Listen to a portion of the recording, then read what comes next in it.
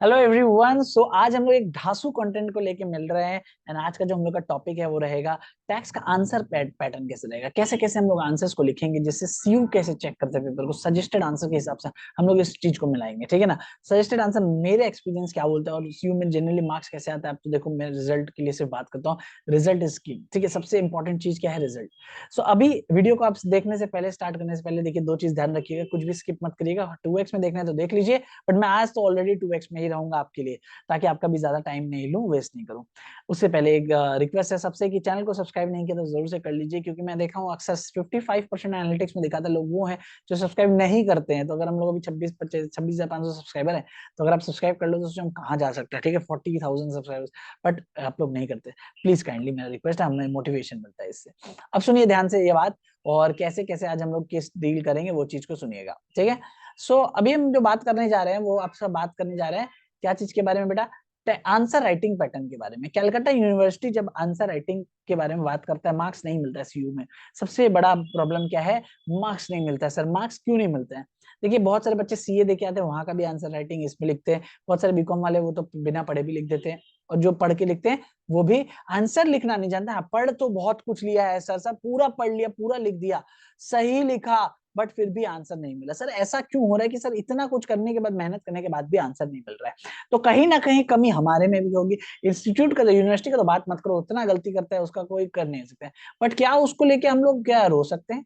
सोचिए, क्या उससे हम लोग चेंज कर सकते हैं? Is this possible? नो। सो हम लोग क्या कर सकते हैं, हम लोग अपना एफर्ट दे सकते हैं, हम लोग अपने तरफ से क्या कर सकते हैं, हम लोग उस पर बात करेंगे। आइए पहले आपको एक नजर में टैक्स के सिलेबस को दिखा देता हूँ।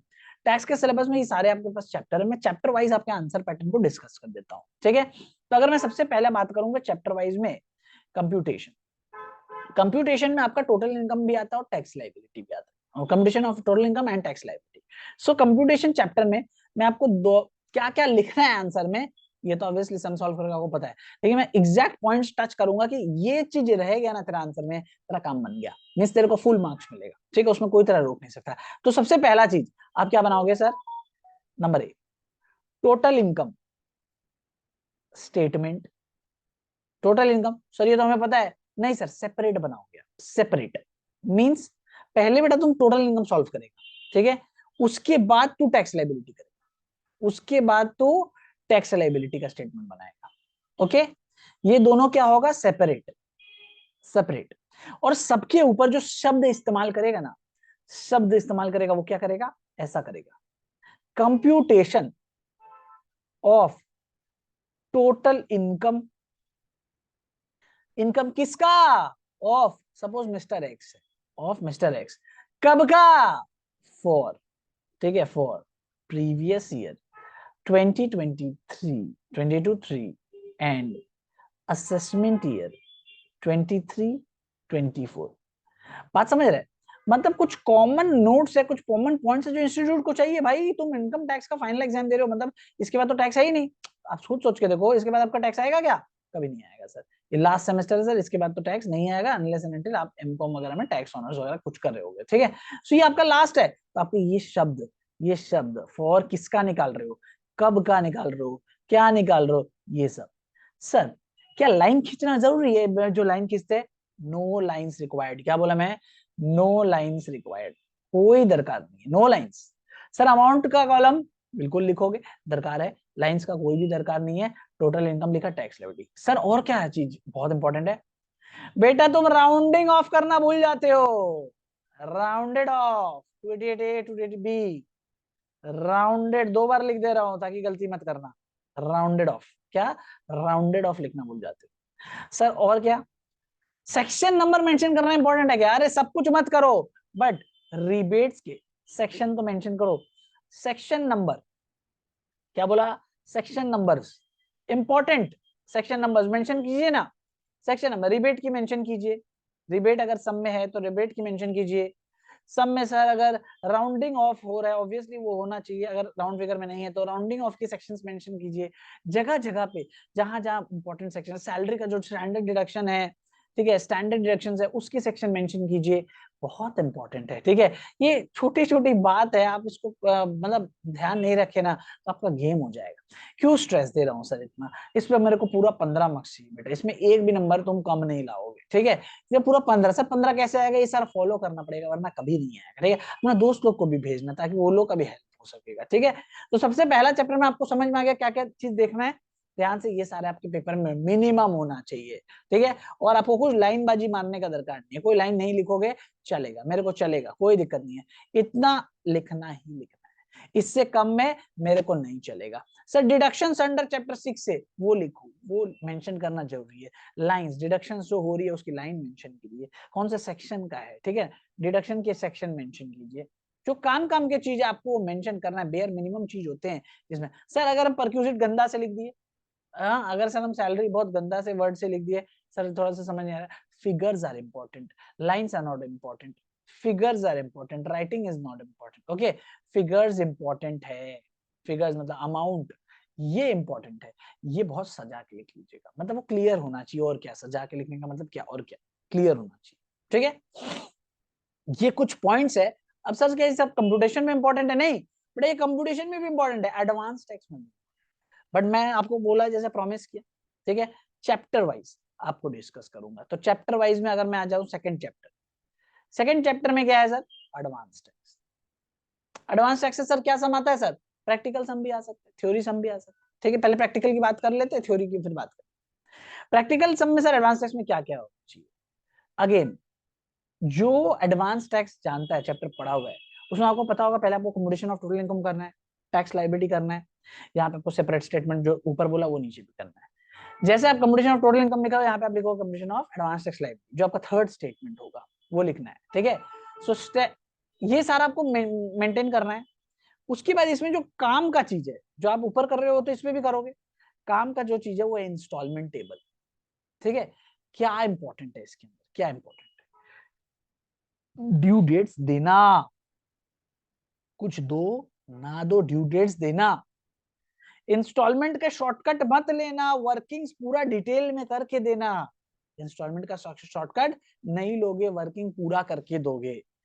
और अगर एडवांस टैक्स नहीं एप्लीकेबल है तो बंदे का रीजन भी लिख के दोगे, सिर्फ मत लिख देना नॉट एप्लीकेबल, लॉ समझाना से 10,000 के नीचे था इसलिए हम लोग एप्लीकेबल नहीं किए।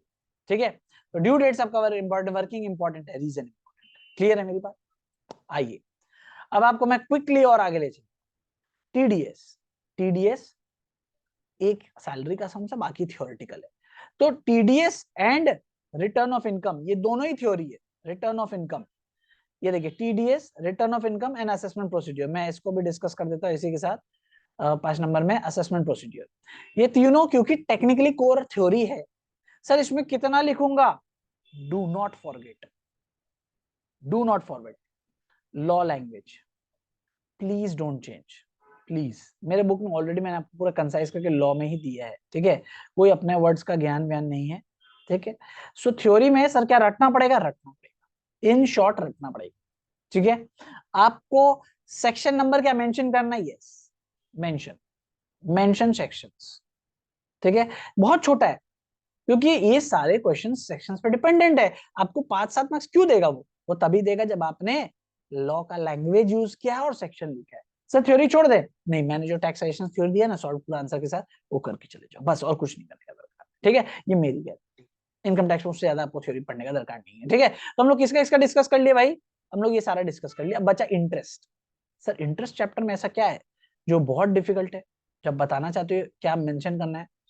अगेन इंटरेस्ट चैप्टर में इंपॉर्टेंट है नंबर 1 कि आपको सेक्शंस मेंशन करने पड़ेंगे, और अगर रिटर्न ऑफ इनकम में सेक्शन, ये अंडर सेक्शन 234 ए का सम्स आया है, ए का सम्स, ठीक है, एबीसी का सम्स, बट हम स्पेसिफिकली ए का बात करें, अगर ए का सम्स आया है ना तो हमेशा 234 एफ का भी आंसर आपको देना पड़ेगा, मतलब वो फीस वाला जो फीस वाला जो हम लोग पढ़ते थे वो आपको आंसर देना पड़ेगा सर। ठीक है, सर पूछा नहीं तो देना पड़ेगा, मैंडेटरी। 234 ए आया मतलब उसने लेट रिटर्न फाइल किया, लेट रिटर्न फाइल किया, इंटरेस्ट निकलेगा या ना निकलेगा जरूरी नहीं है, जरूरी नहीं ऐसा भी समझ लो कि लेकिन फीस देंगे ये जरूरी, ठीक है, क्योंकि पेनल्टी लगेगा आपके ऊपर, फीस आपके ऊपर लगेगा, क्योंकि आपने लेट किया है रिटर्न, तो आपको एक दंड तो देना बनता है, ठीक है। ओके, तो 234A का सम आएगा तो आप क्या चेक करोगे, 234B का चेक। सर अगर 234C का सम आया, सर 234C का सम आया ना, 234C डेफिनेटली आप चेक करोगे 234B। क्या बोला सर, सी आया, सी का मतलब क्या था, इंस्टॉलमेंट्स डेफर किया। तो बेटा जो आदमी इंस्टॉलमेंट डेफर कर सकता है, वो क्या ये जरूरी है पूरा पैसा दिया भी होगा, मतलब 90% ऑफ एसेट टैक्स दिया होगा 234B में, जरूरी नहीं है, ठीक है। So if this is asked, ये क्वेश्चन है, ये क्वेश्चन है, ऑल्सो चेक, ऑल्सो चेक, इसमें चेक, इसमें दो हो सकता है, चेक करने के बाद आपका आंसर आया नहीं, नो शॉर्टफॉल, नो शॉर्टफॉल हो ही सकता है भाई, no shortfall, okay, do nothing, do nothing, shortfall, shortfall हुआ, कैलकुलेट, कैलकुलेट, ठीक है, कैलकुलेट इंटरेस्ट, आपको 234B का इंटरेस्ट निकालना पड़ेगा। 234F ऑलवेज ऑलवेज, अगर क्वेश्चन में आया है 234A तो आपका F सॉल्व करने का ही करना है, ठीक है। सर अगर सिर्फ B और C पूछा, A नहीं पूछा, आप चेक करो रिटर्न कब लगाया, रिटर्न लगाया, लेट से इंटरेस्ट लगता है, 234A लगाओ, 234F भी लगाओ। मतलब सर क्या ऐसा सम हो सकता है जिसमें ए sir 234A B C F चारों एक साथ लगाना पड़ जाए, बिल्कुल हो सकता है, आपको लगाना पड़ेगा, ठीक है, तो ध्यान रखिएगा सारी चीज। आइए उसके बाद बात करते हैं, अब बात करते हैं कस्टम का, पहले बात कर लेते हैं कस्टम। कस्टम मेंटेन फॉर्मेट, बहुत स्ट्रिक्ट है इंस्टीट्यूट, यूनिवर्सिटी बहुत स्ट्रिक्ट है आपके फॉर्मेटिंग के ऊपर, आपको फॉर्मेट मेंशन करना ही पड़ेगा, मतलब प्रॉपर वे में। जैसे सबसे पहले आप एफओबी से स्टार्ट करोगे, फिर आप हेडिंग देते थे, एडजस्टमेंट अंडर रूल 10(1) 10(2) पूरा लिख के दिखाने का, ठीक है। 10(1) के पहले आपको एडजस्टमेंट कर लेना है, फिर एडजस्टेड एफओबी आ गया, फिर 10(2) का एडजस्टमेंट कर लेना, फिर सारे ऐड कर लेना, उसके बाद जो आंसर आया that will be your accessible value, फिर असेसेबल वैल्यू दिखाना, लिखना असेसेबल वैल्यू, असेसेबल वैल्यू के बाद आप दोगे sir basic custom duty, sir SWS social welfare surcharge, फिर उसके बाद जो आंसर आएगा, ठीक है, उस फिगर के बगल में कुछ मत लिखना, उसके बाद सर वो अगर सब में आईजीएसटी या सीवीडी 377 दिया हुआ है तो वो लिखिएगा, सारा जोड़िएगा, उसके बाद ही आपका लैंडेड वैल्यू आएगा, ठीक है। तो maintain format is the only thing, maintain format, order भी बोल देता हूँ, order is the only thing which I will like. Sir पहले 10(2) सॉल्व कर दिया, फिर 10 फॉर्मेट का बात ही नहीं, तेरा सम ही गलत हो जाएगा, ठीक है, तो देख लेना तेरा सम ही गलत हो जाएगा, तो maintain the format in the customs, okay. Again theory इसमें आता नहीं है तो इसमें हम डिस्कस नहीं करते।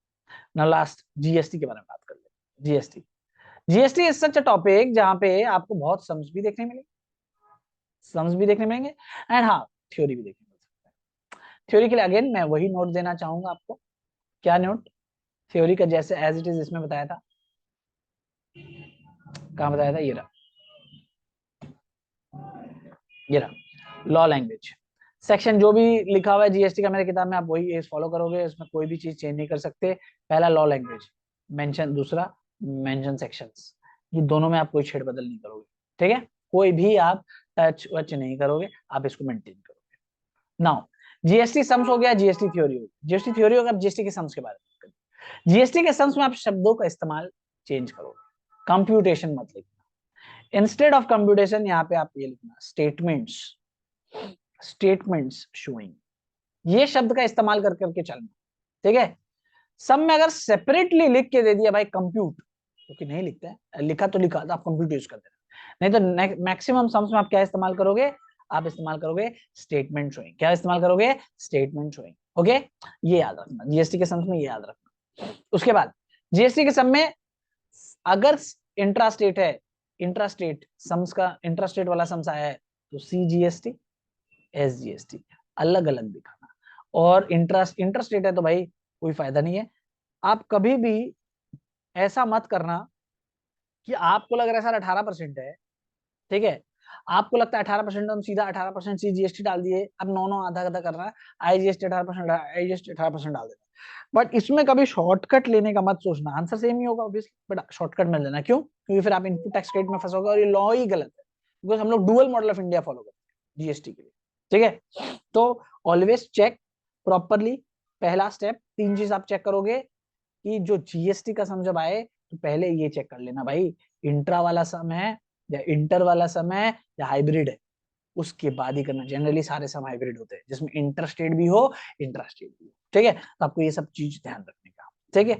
और क्या याद रखने का, पेपर में अटेम्प्ट ऑल क्वेश्चन।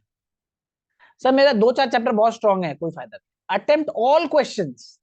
अगर आप सारे क्वेश्चन अटेम्प्ट करोगे तभी एग्जामिनर आपको पार पे चेक करते हैं। जिसका 80-90 आता है ना, वो लोग कैसे आता है, वो लोग तो ऐसा नहीं है कि बहुत मतलब तुम लोग अलग टाइप का आदमी है, वो लोग सेम आदमी है, लेकिन वो लोग क्या करते हैं ना, ऑल क्वेश्चन अटेम्प्ट करते हैं, और तुम क्या करते हो, सिलेक्टिव चैप्टर पढ़ के जाते हो। वो तो ये छोड़ दे सर, तुम 5 चैप्टर ढंग से करके जाओ और उसमें जो तुम मार्क्स लाओगे, अगर सारा राइट भी हुआ, और जो बंदा 8 क्वेश्चन अटेंड कर रहा है और वो थोड़ा सा 19-20 भी अटेंड कर रहा है, 8 क्वेश्चन वाले को मार्क्स ज्यादा मिलेगा कंपेयर टू 5 क्वेश्चन, ठीक है ना।